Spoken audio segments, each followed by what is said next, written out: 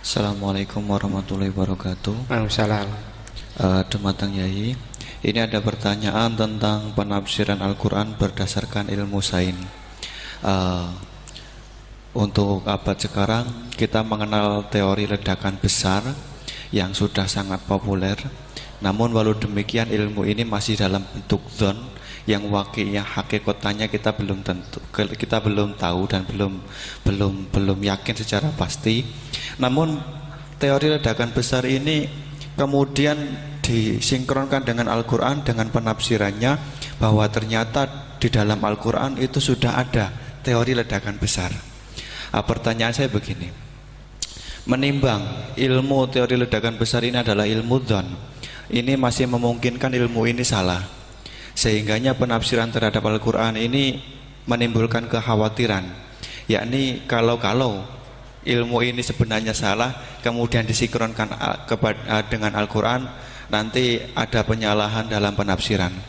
Namun sisi lain terdapat kebaikan, yakni ada banyak orang bicara bahwa Al-Quran turun sekian ratus tahun lalu ternyata di dalamnya memuat teori ledakan besar yang baru muncul abad modern ini. Dari penjelasan ini pripun monggo Yai tentang penafsiran berdasarkan ilmu yang masih dzon, yang belum hakikatan seperti ini, monggo. Itu memang problem ya, tapi itu bisa diatasi lewat seni menulis. Biasanya kalau seorang penulis, apalagi di Indonesia itu kan gampang sekali, kalau kata itu bisa bias atau majas kan bisa dikasih tanda kutip, dikasih tanda apa? Kutip. Itu memang nyata ya, saya pernah berdebat berkali-kali lah. Saya kan satu tim ya dengan Pak Zaini, dia seorang profesor, juga pernah tanya Gus Wafi, putrane Mbah Mun saat di Syria. Zaman itu Said Ramdan Al-Ghouti masih hidup. Saya itu punya komunitas dokter. Ini cerita nyata ya. Yang dia tanya gini, Pak Bahak, kita ini ahli embriologi dan tidak pernah ada ceritanya ada segumpal darah dalam proses embriologi. Yang ada itu sekian zigot yang berhasil nempel di dinding rahim itu nanti yang jadi janin. Jadi kalau kita ngaji ada segumpal darah itu menjadi aneh bagi kita karena proses itu udah ada. Ya saya jawab ya enteng saja. Ya kan yang bilang segumpal darah itu kiai kan tidak Quran. Makanya benar Kang Anwar tadi yang ngomong itu mufasirnya atau kiainya yang nerjemah. Kalau Quran hanya bilang min alakin. Iqra bismi rabbikal ladzi khalaq khalaqal insana min alaq. Alaq itu kan dari kata alaqa ya'liku alaqon, sesuatu yang nempel itu namanya alaqah. Makanya di Alfiyah ada wa ulqatun hasilatun, ulqah itu sesuatu yang terkait atau yang menempel. Sehingga ya pokoknya kalau alaq itu artinya tidak harus segumpal darah, bisa sesuatu yang menempel. Sama cari di kamus, dicari sama dia kamus. Alika ya'liku menempel. Oh, ya oke Bapak, enggak masalah. Nah, lalu kalau kita memaksakan itu bukti ilmiahnya Quran ya resiko juga. Nanti ada penelitian yang berbeda. Makanya kita bisa memanfaatkan tanda kutip. Kalau lafadz itu majas atau kata itu majas, kalimat itu majas. Atau kita menganalisis secara balaghah min jinsi dzalikat dam. Misalnya begini, saya kalau sedang benci Anda, saya akan bilang kamu itu membawa WC. Wong tak melete gawa WC ngalor ngidul, karena di perut kita memang ada kotoran. Berarti kita ini WC yang melaku ngalor ngidul. Oke, itu saat kita benci manusia. Coba sampean lihat di kitab tasawuf. Faqih fatatakabbar wa anta kanafun minal aknam, itu kan disebut kamu kok sombong, kowe iku WC melaku. Tapi nanti kalau kamu ngaji di alam rohani, kamu disebut laqad khalaqnal insana fi ahsani taqwim. Artinya bisa saja alakin ini benar-benar maknanya segumpal darah, tapi dalam konteks manusia jenis kamu adalah jenis segumpal darah, bukan dalam proses embriologi mengalami segumpal darah. Kita masih bisa berkelit, asal kamu ilmunya banyak, hafalaman banyak, tetap bisa berkelit. Problemnya kadang kita tidak punya ilmu. Loh ya, ini kisah nyata ya. Jadi kemarin entah tanggal berapa saya lupa, itu kan Kemenak datang ke Yai, ke Mbah Mun, ke Gus Zofur. Di antara usul saya seperti itu, mbok terjemah kemenak, kalau yang terkait sain itu dikasih bahasa yang bias, karena nanti kalau tidak bias, ini nanti ada penelitian kelihatan Quran dianggap loh ya, dianggap salah. Sebenarnya salah yang terjemah. Atau kita yakin sesuai ilmiah, ternyata suatu saat ada penemuan yang berbeda. Kita bisa manfaatkan tadi seni menulis tadi, misalnya tanda kutip atau dipakai kata bias. Ya misalnya begini, contoh paling gampang tadi, misalnya kita bangga misalnya Quran terbukti benar ketika mengatakan baca ala bainahuma barzakha wa hijra mahjura, antara air tawar dan air laut itu ada pemisah. Kita mungkin ya setuju nyari-nyari ayat tentang Big Bang, tentang apa ledakan yang dahsyat. Tapi apapun itu teori itu bisa iya bisa tidak. Nah itu kita bisa manfaatkan tanda kutip. Atau seni pakai lughat. Saya beri contoh seni lughat begini. Keyakinan santri yang di sini, yang di kewagian sini. Makhluk itu yang terkenal kan 3. Manusia, jin, terus setan. Sudah kan 3 itu. Keyakinan sampean manusia dengan jin sama apa enggak? Beda kan, katanya beda. Terus jin dengan setan itu beda apa sama? Enggak, sampean jawab. Beda, rata-rata santri fikih bilang beda, karena jin itu bisa mukallaf, bisa sholat, bisa enggak. Kalau setan pasti enggak sholat. Tapi pecinta orang sholat dia, kalau orang sholat datang, penggemar dia, mau ganggu gitu. Nah sekarang pertanyaannya gini, lalu ketika para ulama mengatakan jin dan malaikat itu beda, jin dengan setan beda, tapi di Quran itu ada loh ayat fasajadu illa iblis kana minal jinni fafasaqa an amri rabbi. Jelas ayatnya di surat Isra kalau nggak salah tuh, kana minal jin, karena ono sopo iblis iku minal jinni. Padahal tadi Anda yakin iblis dan jin itu tidak sekategori, tapi ayat itu karena minal jin. Caranya gimana? Gampang, sama cari di tafsir Baghawi atau tafsir Ibnu Katsir. Caranya adalah dianalisis secara lughat. Sesuatu yang nggak kelihatan atau yang gelap disebut jannah. Misalnya malam, kata Quran apa? Falamma janna alaihi lailu ra'a kaukaba. Karena malam itu gelap disebut jannah. Orang yang gila karena masturul akli disebut majnun. Karena madatul kalimah sama-sama jinnun. Madatul kalimah kan sama kan? Jim nun musyaddad berarti jim nun nun. Saya ulang lagi ya. Kalau malam disebut falamma janna alaihi lailu. Kalau orang masturul akli disebut majnun. Orang dalam kandungan disebut janin. Kullu dzalika yusamma bidzalik li'annahu mastur. Semua dinamakan itu karena mastur, tidak kelihatan. Nah, sekarang sampai tak tanya, iblis itu kelihatan apa enggak? Enggak. Berarti kalau kana ana sapa iblis minal jinni setengah barang sing ora ketok. Kecumanane minal jinni kelompok jin. Nanti kamu masalah dengan kiai Anda meyakini, "Lho jin kok iblis?" Beda. Jin itu iso ngaji. Ya gampang saja, kalau jin yang sakolen ya jin yang bisa Islam bisa kafir. Tapi kalau kata jin yang dalam ilah iblis, karena minal jinni minal masturin. Sama yang saya maksud. Tetap bisa ada solusinya. Makanya ngaji itu jangan hanya Ibnu Katsir. Ibnu Katsir itu beliau hanya menjawab lewat riwayat. Beliau jarang bermain di lafadz. Tapi kalau sampean ngaji kayak tafsir Baghawi, kayak tafsir apa itu, subhanallah, ya Baghawi terus Baidawi, itu nganalisnya sering pakai lafaz dan itu menjadi mudah.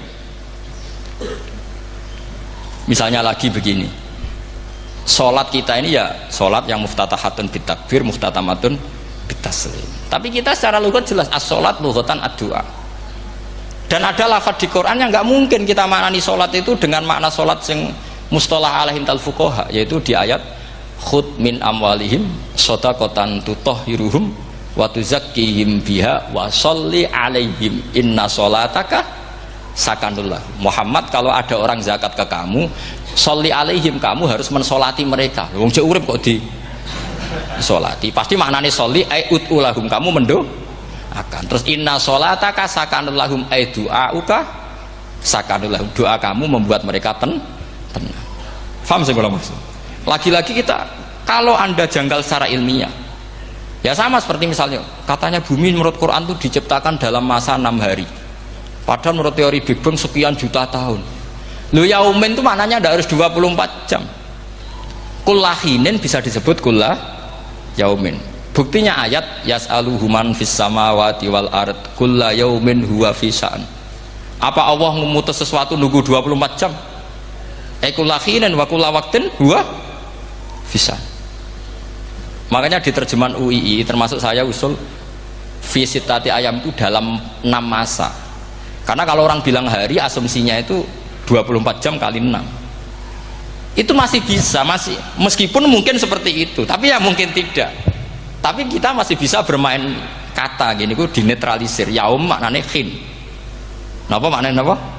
Khin. Kayak di apa? Yas'aluhu man fis samawati wal ardi kulla yaumin huwa fisa. Kayak di ayat lagi, limanil mulkul yaum.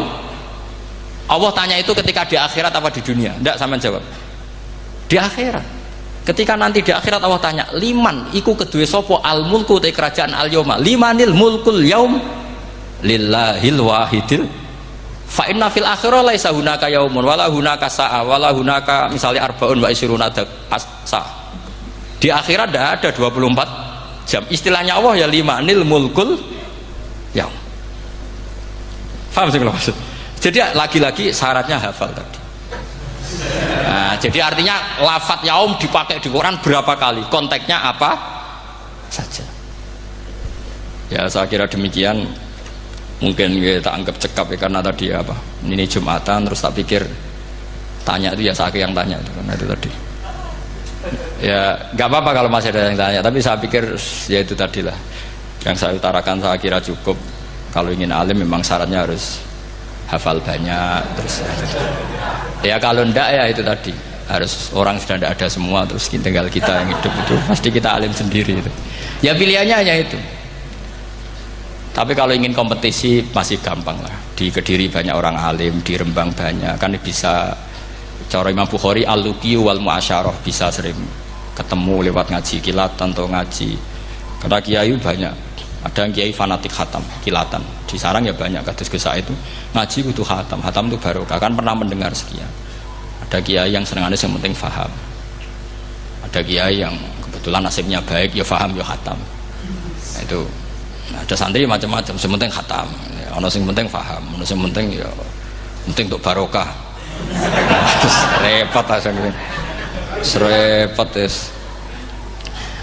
Tapi yang penting itu saya mohon lah, kalau orang lain tahu Quran lewat terjemah, kita kalau bisa jangan. Kita ini ngaji Jalalain, ngaji tafsir Sawi, ngaji macam-macam. Saya itu kalau sinau tafsir itu tak ulang-ulang. Saya itu sampai lupa khatam Jalalain berapa kali itu sampai lupa. Karena itu tadi, setiap saya baca pasti nanti analisisnya beda. Tadi misalnya u'budu rabbakum, kalau dalam konteks orang kafir jelas wahidu rabbakum, karena mereka masih melakukan isyrak. Tapi kalau orang Islam dibilang cong kamu ibadah, dawimu alal ibadah, karena sudah Islam. Itu Imam Suyuti tidak konsisten. Tidak konsistennya karena beliau orang alim. Ya Yohanes kadang ditafsiri ahla Makkah, memang saat itu konteksnya Makkah. Tapi dalam konteks Islam tentu wama arsalna ka ila ka fatal lidasi basyira wa nadhira. Itu kan ulama. Kalau ingat asbabun nuzul ya ayuhan nas jelas ahla Makkah. Tapi kalau ingat umumul Quran nas ya kullan nas, bukan harus ahla apa? Makkah. Makanya ada fi tafsirin qala ahla Makkah, wa fi tafsirin akhar dia bilang ayyan nas. Ini yang mengulang-ulang akan paham karena konteksnya apa? Beda. Lagi-lagi ya tadi harus hafal. Ayuhan nas dipakai Quran berapa kali, konteksnya apa saja. Makanya Ibnu Abbas ketika ditanya bagaimana perbedaan ayat Makkiyah dan Madaniyah, beliau enteng jawab, biasanya kalau surat Makkiyah dimulai ya ayuhan nas karena mereka zaman itu masih kafir, belum berstatus mukmin. Kalau di Madinah rata-rata khitab sudah ya ayyuhalladzina amanu, karena di Madinah mayoritas sudah mukmin. Tetap memanfaatkan proses dialek dan itu mudah. Memang kalau kita neliti terus mudah. Maknanya mudah itu tidak sulit. Ya memang Nabi begitu. Loh, sampean kalau hafal hadis nanti akan ngomong seperti saya. Loh, itu otomatis. Misalnya begini, Nabi itu ditanya, ya Rasulullah, dulani ala amalin gini-gini, terus terakhir dia ya yudkhilunil jannah, yang bisa masukkan saya ke surga. Nabi jawabnya itu, inna dzalika yasir, itu gampang. Tapi terusannya yang nggak nguati alaman yassarahu wah. Oh itu gampang dong bagi wong sing digampangno pangeran. Orang kata Nabi wah ini sulit, tidak semua orang masuk surga. Nabi jawabnya inna dzalika yasir, itu gampang. Tapi terusannya alaman yassarahu wah. Ya mengen Quran adatnya ya gitu.